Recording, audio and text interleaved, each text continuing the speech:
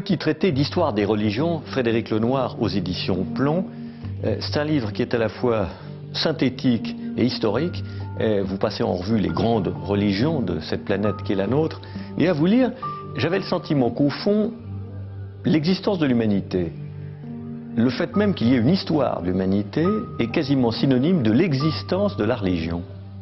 C'est vrai qu'on constate que dès qu'on peut parler d'histoire, dès qu'on peut parler de culture finalement, de traces culturelles, que ce soit à travers l'art, que ce soit à travers des outils un peu développés, on voit apparaître la naissance de ce qu'on peut appeler le sentiment religieux, certaines croyances qui vont relier les hommes entre eux à partir d'un invisible. À vous lire, puisque vous évoquez l'Indus, donc les civilisations aryennes, les civilisations venues d'Inde, la Chine, la Perse, aujourd'hui l'Iran, les Grecs, les Mayas. Je me disais, mais au fond, tout le monde croit à la même chose. C'est peut-être un peu exagéré. Je dirais pas tout à fait ça, mais je crois que ce qui est vrai, c'est que tout le monde se pose les mêmes questions. Et les réponses peuvent varier selon les cultures, mais à travers aussi des grands invariants. Donc j'essaye de montrer que partout, on va retrouver la notion de sacrifice. C'est-à-dire on va donner quelque chose au Dieu en échange de sa protection ou de son secours.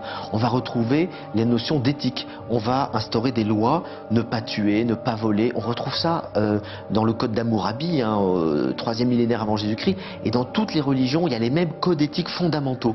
Qu'appelez-vous les périodes axiales?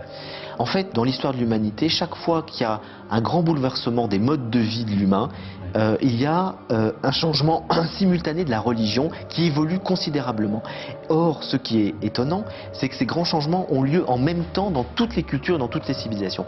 Prenons le plus connu, vous avez le passage du paléolithique au néolithique. On va passer d'une religion qui est celle de la nature, du culte des esprits, ce qu'on appelle aujourd'hui l'animisme ou le chamanisme, à une religion qui va être celle des dieux, les dieux de la cité. Et plusieurs millénaires plus tard, notamment vers le 5e siècle avant Jésus-Christ, on voit que dans toutes les cultures, en Perse, en Chine, en Inde, en Europe, il y a une individualisation du religieux, où chaque individu s'interroge sur la délivrance, sur le salut, sur comment est-ce qu'il peut lui-même finalement avoir une quête spirituelle.